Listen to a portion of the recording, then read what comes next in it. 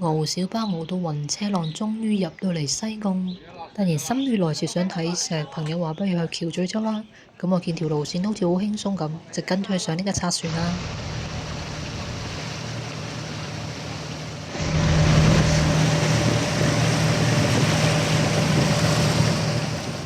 到啦，企喺遠處呢，都見到呢個連島沙洲。咁而家正值呢喺潮退嘅時間。頭先上船呢已經問咗船家㗎啦，咁佢話係可以行到過去另外個島度嘅。呢個牌寫住係超級火山嘅遺址，係1億4千多萬年前呢度一座巨型嘅火山，噴出大量嘅火山灰同埋熔岩。而至今橋咀洲呢度呢，仍然可以見到火山噴發形成嘅多種岩石。呢個極似菠蘿包嘅石頭呢，係橋咀洲嘅明星地標。呢啲咁可愛嘅菠蘿包喺路口得幾嚿啫。本身呢，我想懶自然咁行過呢條天然嘅通道，但係條路呢就好似人生路咁啊，唔係話咁平坦咁易行嘅咯，係充滿住大大小小嘅沙粒同埋礫石。咁終於過到嚟橋咀頭呢邊啦，雖然都覺得好似有少少崎嶇咁，但係回頭一看，其實用咗10分鐘左右啫。咁橋咀頭呢邊呢係有個島啦，咁可以上山望一望啲風景呢，咁就落返去啦。咁因為今日嘅潮漲時間呢係11點鐘。諗住上山望一望大把時間啦，點知落到嚟10點24分就真係 GG 啊！已經開始潮漲啦，啲海水冚緊埋，你會唔會淹沒咗我哋條路呢？哇！湧上嚟啦！所以我懷疑佢11點鐘呢係指成條路都會淹沒晒，中間嗰部分呢，我都係間水咁行過嚟，仲有閒情揾最靚嘅貝殼。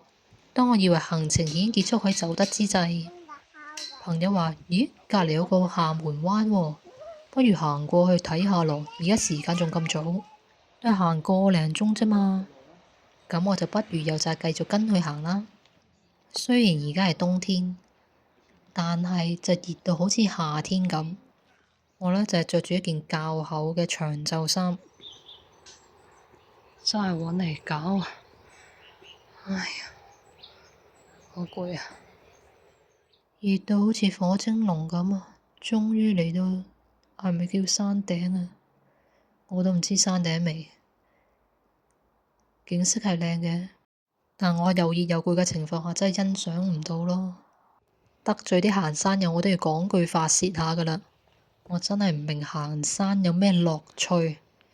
上梯級落梯級嗰啲算啦，有時條路啊勁窄啦，仲要勁多碎石啦。